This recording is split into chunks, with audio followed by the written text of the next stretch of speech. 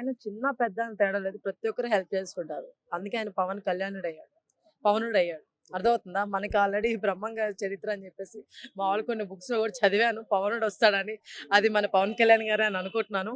మరి అది కావాలని ఎవరైనా క్రియేట్ చేస్తే లేకపోతే నిజంగా ఉందో నాకు తెలీదు గానీ, అది నిజమైతే మాత్రం నిజంగా ఐయామ్ సో హ్యాపీ. ఎందుకురా అంటే పవన్ కళ్యాణ్ గారు చేసే మంచి పనులు మనందరికీ తెలుసు.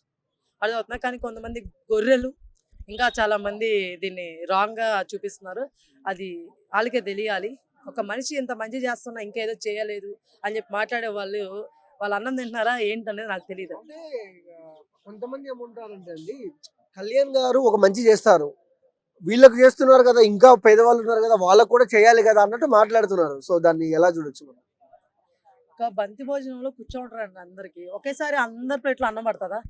ఒకరి తర్వాత ఒకరు, ఒకరి తర్వాత ఒకరు లైన్‌గా పోతది. అట్లానే పవన్ కళ్యాణ్ గారు కూడా ఒకరి తర్వాత ఒకరు, ఒకరి తర్వాత ఒకరు చేస్తూ పోతారండి. ఆయన చేయకుండా అయితే ఖాళీగా అయితే కూర్చోలేదండి ఎక్కడ.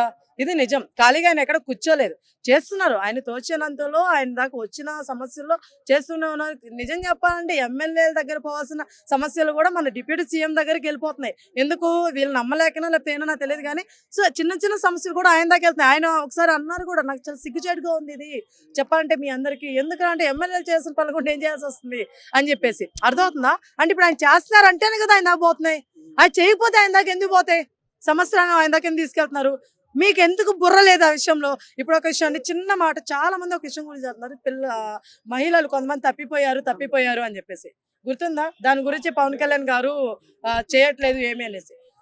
అది చాలా పెద్ద ఇష్యూ అండి. ఆ పెద్ద ఇష్యూ అనేది కొంచెం నిదానంగా ఒక సిబిఐ గాని వీళ్ళందరితో చర్చించి అసలు ఏంటి కరెక్ట్, వాట్ ఈస్ వాట్ అని చెప్పి తెలుసుకొని దాన్ని కనిపెట్టాలని చూస్తున్నారు. ఆయన వదిలేయలేదు ఆ సమస్యని. అర్థమవుతుందా?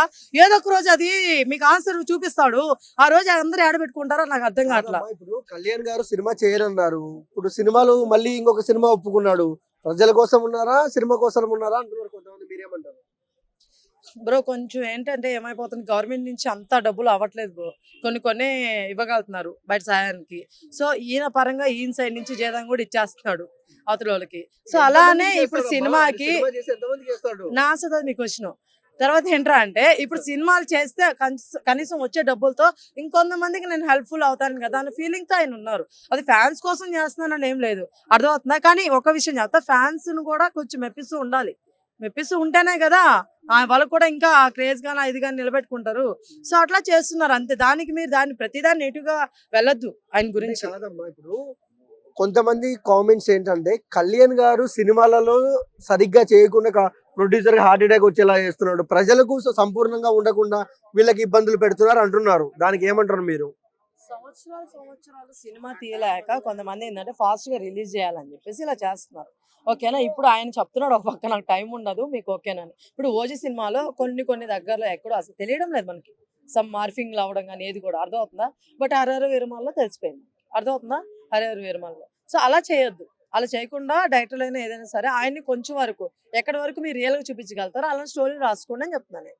అలాంటి లేనప్పుడు కామ్‌గా అయిపోండి. సినిమాలు తీయకండి. అంతేగాని ఇట్లాగా ఆయన్ని మార్ఫింగ్‌లు ఇట్లా చేసి చేయకండి. చూడడానికి మాకు చాలా ఈజీగా ఉంది.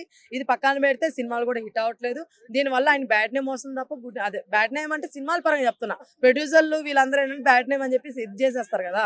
ఎందుకంటే అక్కడ పవన్ కళ్యాణ్ గారు రాలేదని చెప్పేసి వెళ్తది తప్ప టాపిక్ ఏదైనా సరే పాపం ఆయన బిజీగా ఉన్నాడు.